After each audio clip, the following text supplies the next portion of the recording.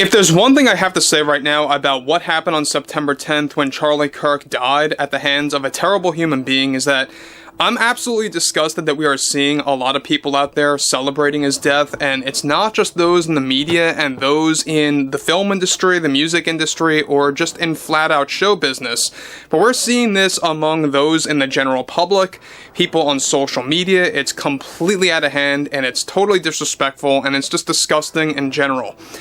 Now, one thing about this is that we all know that there's a lot of fallout going on right now for Stephen King. We know that after he lied about Charlie Kirk, mocked him on social media, and then was forced to make that fake apology, because it was a fake apology, let's be very real about that, because he was actually forced to do so by those like Lionsgate, by those like multiple movie theater chains like Regal, AMC, and more, that were going to bring him to movie theaters to promote The Long Walk movie.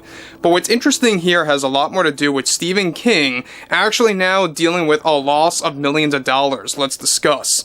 This is Mike Zero. Subscribe if you're new and like this video to see future updates. You can also follow me at Mike01. I thank you all so very much for the great and kind support.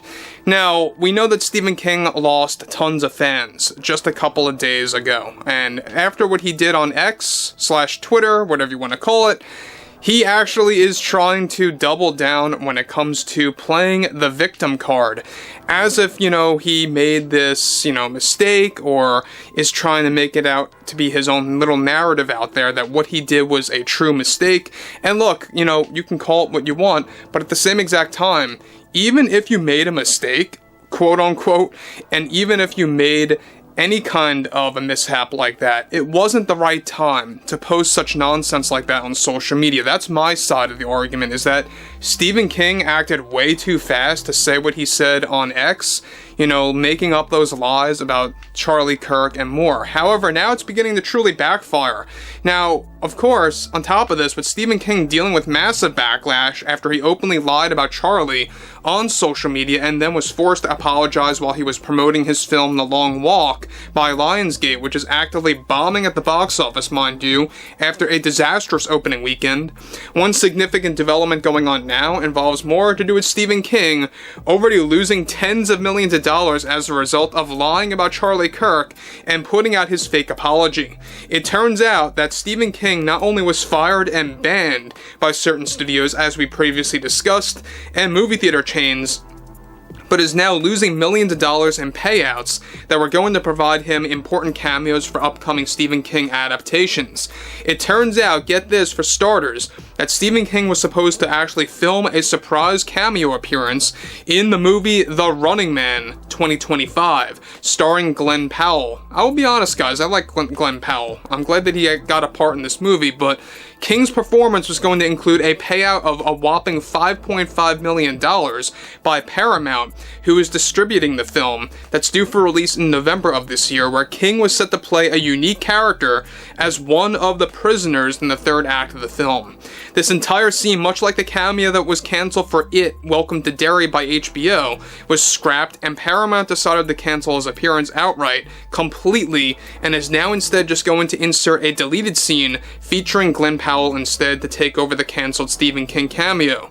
Now, Stephen was supposed to have a very intense argument with Glenn Powell's character Ben Richards. In addition to that, both Blumhouse Productions and Sony Pictures have also decided to cancel Stephen King from making a very special cameo appearance for the remake of the movie Christine. The last film was created by John Carpenter, however, a remake is now underway.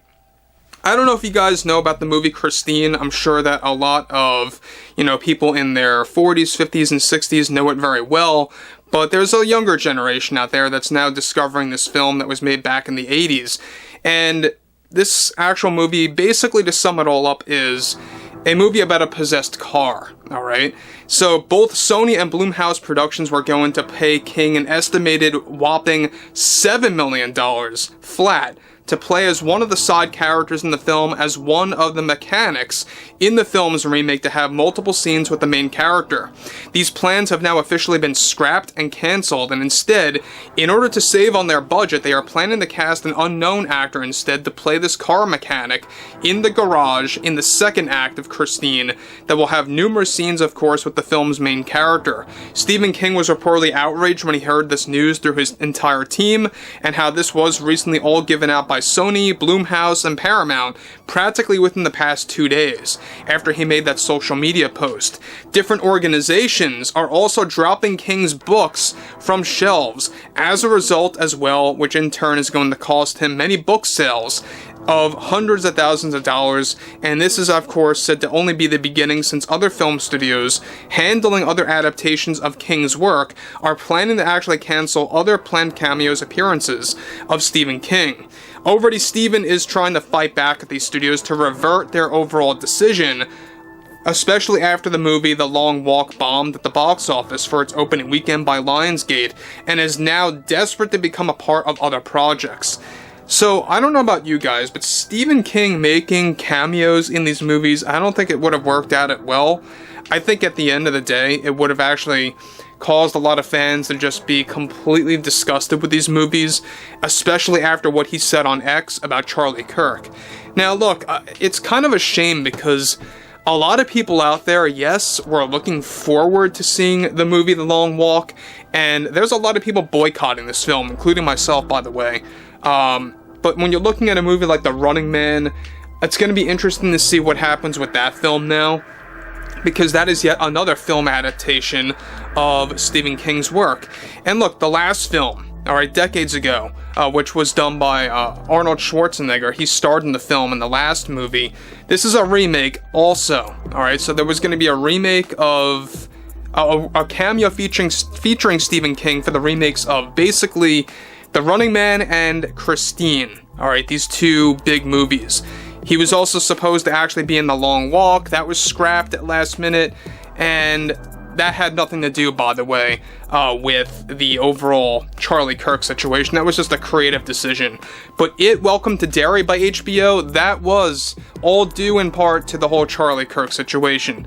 So it's going to be interesting to see how many of these film adaptations or TV shows adapting Stephen King's work is ultimately going to feature Stephen King himself playing a new character or playing a specific cameo appearance, and what studios are going to give that up and what studios are going to actually keep it up with.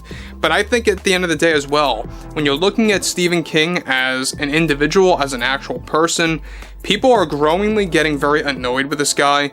They really have no respect for him anymore. People are dropping his books, they're throwing them in the trash, they're getting rid of them, they're no longer fans of Stephen King, and they're no longer going to watch his films at this point, or at least the films that adapt his work, to be very specific. And again, I mean, when you're looking at movies, like I said before, like The Running Man, Christine, the upcoming HBO series, Welcome to Derry, which adapts more with the It franchise, you're going to have more shows like The Dark Tower TV show that's also in active development. But I would love to hear what you all have to say about the whole Stephen King situation and the fallout that he's dealing with right now, which is well-deserved. Well-deserved as far as I'm concerned after what he did on social media. And if you guys did enjoy the content for today, make sure to drop a thumbs up on this video to support the channel, and I will catch you guys later.